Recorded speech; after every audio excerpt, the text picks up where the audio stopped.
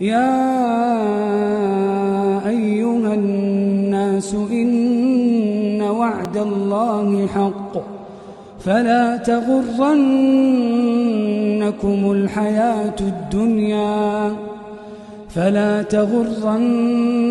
الحياة الدنيا ولا يغرنكم بالله الغرور. إن الشيطان لكم عدو فاتخذوه عدوا إنما يدعو حزبه ليكونوا من أصحاب السعير. الذين كفروا لهم عذاب شديد والذين آمنوا وعملوا الصالحات لهم مغفرة وأجر كبير.